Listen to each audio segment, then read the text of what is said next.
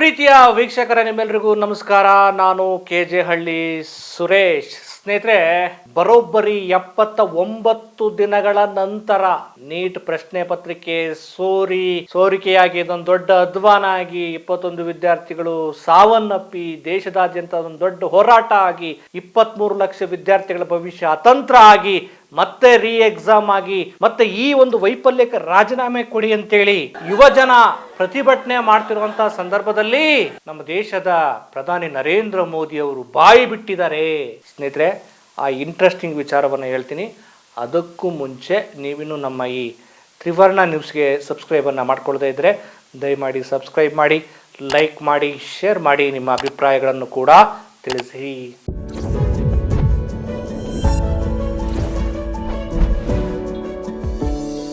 ಸ್ನೇಹಿತರೆ, ಪ್ರಧಾನಿ ನರೇಂದ್ರ ಮೋದಿ ಅವರಿಗೆ ಮಾತಾಡಕ್ ಬರುತ್ತೆ, ಅವ್ರಿಗೆ ಕಿವಿ ಕೇಳಿಸತ್ತೆ, ಅವರು ಮೂಕ ಅಲ್ಲ. ನರೇಂದ್ರ ಮೋದಿ ಅವರು ಮಾತಾಡ್ತಾರ್ರಿ. ನರೇಂದ್ರ ಮೋದಿ ಅವರು ಟ್ವೀಟ್ ಮಾಡ್ತಾರೆ. ಈ ಮನುಷ್ಯ ದೇಶದ ಪರಿಸ್ಥಿತಿ ಅಲ್ಲೋಲ ಕಲ್ಲೋಲ ಆಗ್ತಾ ಇದೆ. ದೆಹಲಿಯಲ್ಲಿ ವಿದ್ಯಾರ್ಥಿಗಳು ಆಕ್ರೋಶ ಭರಿತರಾಗಿ ಹೋರಾಟ ಮಾಡ್ತಾ ಇದ್ದಾರೆ. ಆ ವಿದ್ಯಾರ್ಥಿಗಳ ಮೇಲೆ ಪೊಲೀಸ್ ಫೋರ್ಸ್ ಅನ್ನ ಬಳಸಿ ಭದ್ರತಾ ಸಿಬ್ಬಂದಿಗಳ ಮೂಲಕ, ಆಮೇಲೆ ಮೋದಿ ಮತ್ತು ಅಮಿತ್ ಶಾ ಗೂಂಡಾಗಳ ಮೂಲಕ ಅವ್ರ ಮೇಲೆ ಮನಸ್ಸೋ ಇಚ್ಛೆ ಕೈಗೆ, ತಲೆಗೆ, ಮೈಗೆ, ಎಲ್ಲಿಗೆ ಬೇಕು ಅಲ್ಲಿಗೆ ಹೊಡಿತಾ ಇದ್ದಾರೆ. ಇಂಥ ಸಂದರ್ಭದಲ್ಲಿ ಇದಕ್ಕೂ ಮುಂಚೆ ಇಂಥ ಘೋರ ಅನ್ಯಾಯ ಆಗೋದಕ್ಕಿಂತ ಮುಂಚೆ ಬಾಯಿ ಬಿಡಬೇಕಾಗಿರುವ ನಮ್ಮ ದೇಶದ ಹೆಮ್ಮೆಯ ಪ್ರಧಾನಿ ನರೇಂದ್ರ ಮೋದಿ, ವಿಶ್ವಗುರು ನರೇಂದ್ರ ಮೋದಿ ಈಗ ಈ ನೀಟ್ ಸೋರಿಕೆ ಬಗ್ಗೆ ಒಂದು ಮಾತಾಡಿದ್ದಾರೆ. ಏನ್ ಮಾತಾಡಿದಾರಪ್ಪ ಅಂತಂದ್ರೆ ಬಹಳ ಆಶ್ಚರ್ಯ ಆಗುತ್ತೆ. ಬಾಯಾಗೇನ್ ಕಡುಬು ತುರ್ಕೊಂಡಿದ್ರ ಇಷ್ಟು ದಿನ ಅಂತ. ಏನ್ ಹೇಳಿದಾರೆ ಗೊತ್ತಾ? ನೀಟ್ ಪ್ರಶ್ನೆ ಪತ್ರಿಕೆ ಸೋರಿಕೆ ಆಗಿರೋದು ಒಂದ್ ರೀತಿ ಘೋರ ದುರಂತ ಅಂತೇಳಿ ಟ್ವೀಟ್ ಮಾಡ್ಬಿಟ್ರೆ ಆಯ್ತಾ? ಸ್ವಾಮಿ, ರಾಜೀನಾಮೆ ಕೊಟ್ಟು ಮನೆಗೆ ಹೋಗು. ಪ್ರಧಾನಿ ನರೇಂದ್ರ ಮೋದಿ ಅವರೇ, ನೀವು ಕೂಡ ಈ ಅಸಮರ್ಥತೆಯಲ್ಲಿ ಪಾಲನ್ನ ಪಡೆದವರಾಗಿದ್ದೀರಿ. ನೀವು ಕೂಡ ಈ ವೈಫಲ್ಯದಲ್ಲಿ ನಿಮ್ಮ ಪಾಲು ಕೂಡ ಇದೆ. ರಾಜೀನಾಮೆ ಕೊಟ್ಟು ಮನೆಗೆ ಹೋಗಿ. ಧರ್ಮೇಂದ್ರ ಪ್ರಧಾನ್ ರಾಜೀನಾಮೆ ನೀವು ಕೊಡಿಸ್ಬೋದು, ಕೊಡದೇನೆ ಇರ್ಬೋದು. ಆದ್ರೆ 12 ವರ್ಷಗಳ ನಿಮ್ಮ ಆಡಳಿತದ ವೈಫಲ್ಯದಲ್ಲಿ ನೀಟ್ ಪ್ರಶ್ನೆ ಪತ್ರಿಕೆ ಇದೆಯಲ್ಲ, ಅದಂತೂ ದೊಡ್ಡ ಘೋರಾತಿ ಘೋರ. ನೀವೊಂದು ಸ್ಟೇಟ್ಮೆಂಟ್ ಕೊಟ್ಬಿಡ್ತೀರಂತೆ, ನಾವು ಕೇಳ್ಬಿಡ್ಬೇಕಂತೆ. ಅಲ್ಲಿಗೆಲ್ಲ ಕತೆ ಮುಗಿದೋಗ್ತಂತೆ. ಯಾಕೆ ಇಲ್ಲಿವರೆಗೂ ಮಾತಾಡಕ್ಕೆ ನಿಮಗೆ ಬಾಯಿ ಇರ್ಲಿಲ್ವಾ? ಬಾಯಲ್ಲೇನು ಕಡುಬು ತುರ್ಕೊಂಡಿದ್ರ? ಯಾವಾಗ ಬುಡಕ್ಕೆ ಬಿಸಿ ಬೀಳುತ್ತಲ್ಲ, ಬುಡಕ್ಕೆ ಬಿಸಿ ಕೊಟ್ಬಿಟ್ರಲ್ಲ ನಿನ್ನೆ ವಿದ್ಯಾರ್ಥಿಗಳು, ಒಂದು ದೊಡ್ಡ ಬಿಸಿ ಕೊಟ್ಬಿಟ್ರೆ ಯಾವ ಮಟ್ಟಕ್ಕೆ? ಅಯ್ಯೋ ಎಲ್ಲಪ್ಪ ಬೆಂಗಾವಲು ಪಡೆ ನುಗ್ಗಿಬಿಟ್ಟಾರು ಅಂತೇಳಿ ಕಾಲ್ ಕಿತ್ತು ಹೋಗ್ತಿರಲ್ಲ. ಇಂಥ ಪರಿಸ್ಥಿತಿ ನಿಮಗೆ ಬೇಕಿತ್ತ? ಈಗ ಘೋರಾತಿ ಘೋರ ಅನ್ಯಾಯ ಅಂತೆ. ಇದು ರಾಷ್ಟ್ರೀಯ ಜವಾಬ್ದಾರಿ ವೈಫಲ್ಯ ಅಂತೇಳಿ ನಿಮ್ಮ ಸ್ಟೇಟ್ಮೆಂಟ್ ಯಾವನಿಗೆ ಬೇಕು? ನಿಮ್ದು ಸರ್ಕಾರ ಇದೆ, ನೀವು ಆಡಳಿತ ನಡೆಸ್ತಿದ್ದೀರಿ, ಇದು ನಿಮ್ಮ ವೈಫಲ್ಯ, ರಾಜೀನಾಮೆ ಕೊಡಿ. ಸ್ನೇಹಿತರೆ, ಅದಷ್ಟೇ ಅಲ್ಲ, ಇವರು ಎಂಥ ಕೆಟ್ಟ ರಾಕ್ಷಸರು ಅಂತ ಅನ್ನೋದಕ್ಕೆ ನಿನ್ನೆ ನಡೆದ ಮತ್ತು ಇವತ್ತಿಗೂ ನಡೀತಿರುವಂಥ ಆ ಜಂತರ್ ಮಂತರ್ ಪ್ರತಿಭಟನೆಯಲ್ಲಿ ಎಷ್ಟು ಕ್ರೂರತನವನ್ನು ಇವರು ವ್ಯಕ್ತಪಡಿಸಿದ್ರು ಅಂತಂದರೆ, ಆ ಬ್ಯಾರಿಕೇಡ್ಗಳಿಗೆ ಕರೆಂಟ್ ಕೊಟ್ಟಿದ್ದಾರಂತೆ. ಆಮೇಲೆ ಈ ಲಾಠಿಗಳಿಗೆ ಮೊಳೆಗಳನ್ನೆಲ್ಲ ಸೇರಿಸ್ಬಿಟ್ಟು ಅದ್ರಲ್ಲಿ ಹೊಡಿತಾರಂತೆ. ಅಲ್ಲಿ ಬಂದಿರುವಂಥ ವಿದ್ಯಾರ್ಥಿಗಳು ಟೆರರಿಸ್ಟ್ಗಳ, ಶತ್ರು ದೇಶದವರ, ನರೇಂದ್ರ ಮೋದಿ ಅವರ ಸರ್ಕಾರದ ರಾಜಕಾರಣಿಗಳೇ, ಇವರೆಲ್ಲನೇ ನಿಮ್ಮ ಅಪ್ಪನ ಮನೆ ಆಸ್ತಿನ ಕಿತ್ಕೊಳಕ್ ಬಂದಿದ್ದಾರಾ? ನಿಮ್ಮ ಸ್ವಂತ ಏನಾದ್ರೂ ಪವರ್ ಅನ್ನ ಕಿತ್ಕೊಳಕ್ ಬಂದಿದ್ದಾರಾ? ತಮಗಾಗ್ತಿರೋ ಅನ್ಯಾಯವನ್ನ ನಿಮ್ಮ ನಿರ್ಲಜ್ಜ, ನಿಮ್ಮನ್ನ ಯಾವ ಪದದಲ್ಲಿ, ನಿಮ್ಮ ಈ ಕಚಡ ವ್ಯವಸ್ಥೆಗೆ ಬೇಸತ್ತು ಬಂದಿರುವಂತ ವಿದ್ಯಾರ್ಥಿಗಳವರು. ಅವ್ರನ್ನ ಏನಂತ ಕರೆದ್ರೆ ನೀವು? ಚೀನಾ ಏಜೆಂಟು, ಪಾಕಿಸ್ತಾನಿ ಏಜೆಂಟು, ಇವ್ರು ತಟ್ಟೆ ಭಕ್ತರು.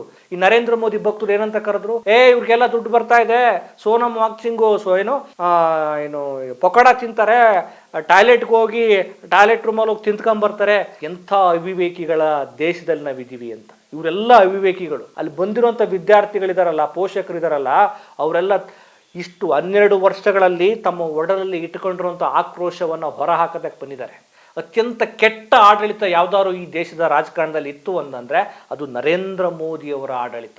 ಬೇರೆ ಬೇರೆ ಸಂದರ್ಭದಲ್ಲಿ ಕೆಟ್ಟ ಆಡಳಿತ ಇರಲಿಲ್ಲ ಅಂತ ಹೇಳಲ್ಲ, ಇರ್ಬೋದು ಕಡಿಮೆ ಪ್ರಮಾಣದಲ್ಲಿ. ಆದರೆ ಇವರ ಈ 12 ವರ್ಷಗಳಲ್ಲಿ ಇವರು ಮಾಡಿದ ಅಧ್ವಾನಗಳು 1-2. ಕುಸ್ತಿಪಟುಗಳು ದೊಡ್ಡ ಪ್ರತಿಭಟನೆ ಮಾಡಿದ್ರು. ನಮ್ಮ ಮೇಲೆ ಲೈಂಗಿಕ ದೌರ್ಜನ್ಯ ಆಗ್ತಾ ಇದೆ, ಪದಕಗಳನ್ನ ಇಟ್ಟು ದೊಡ್ಡ ಇಂಟರ್ನ್ಯಾಷನಲ್ ನ್ಯೂಸ್ ಆಯಿತು. ಈ ನರೇಂದ್ರ ಮೋದಿ ತಲೆ ಕೆಡಿಸ್ಕೊಳ್ಳ ಇಲ್ಲ.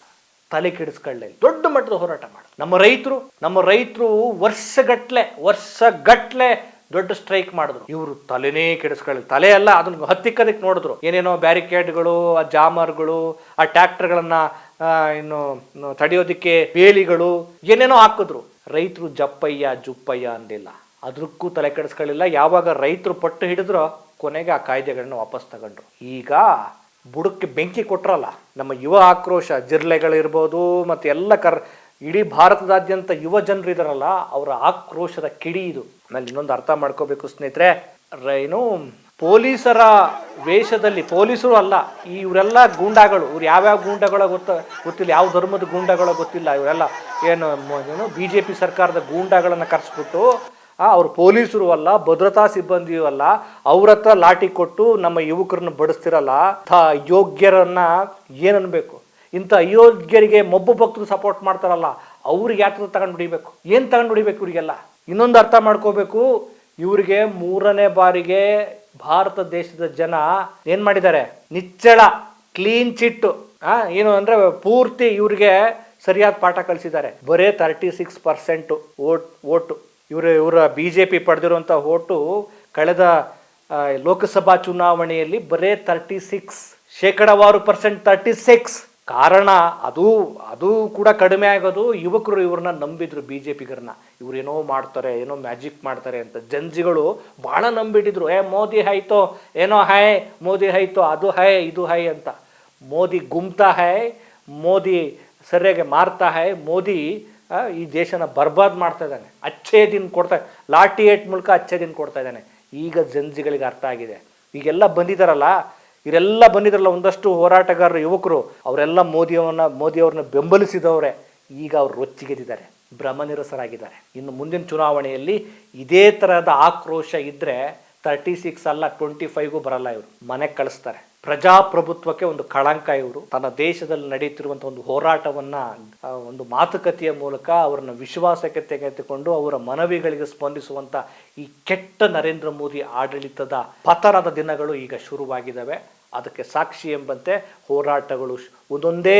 ಈಗ ಮತ್ತೆ ದೆಹಲಿಯಲ್ಲಿ ಈ ಅಮೆರಿಕ ಮತ್ತು ಭಾರತದ ನಡುವಿನ ಈ ಡೀಲ್ ಇದೆಯಲ್ಲ, ವ್ಯಾಪಾರ, ನಮ್ಮ ದೇಶದ ರೈತರನ್ನ ಬಲಿ ಕೊಟ್ರಲ್ಲ ನಮ್ಮ ದೇಶದ ಈ ಪ್ರಧಾನಿ, ಅದನ್ನು ಖಂಡಿಸಿ ಯಾರು ಪಂಜಾಬಿನ ರೈತರು ದೆಹಲಿಗೆ ಎಂಟ್ರಿ ಕೊಡ್ತಾ ಇದ್ದಾರೆ. ಪಂಜಾಬಿನ ರೈತರು ಅಂದ್ರೆ ಗೊತ್ತಲ್ವಾ, ಕೇರೆ ಮಾಡಲ್ಲ ಅವರು. ಹೀಗೆ ಒಂದೊಂದೇ ಪ್ರತಿಭಟನೆ ಬರ್ತಿದಾವೆ. ಇವರ ಪೀಠ, ಇವರ ಬುಡ, ಇವರ ಅಧಿಕಾರ ಅಲ್ಲಾಡ್ತಾ ಇದೆ. ನೋಡೋಣ ಯಾವಾಗ ಬೀಳುತ್ತೆ ಅಂತ. ನಮಸ್ಕಾರ.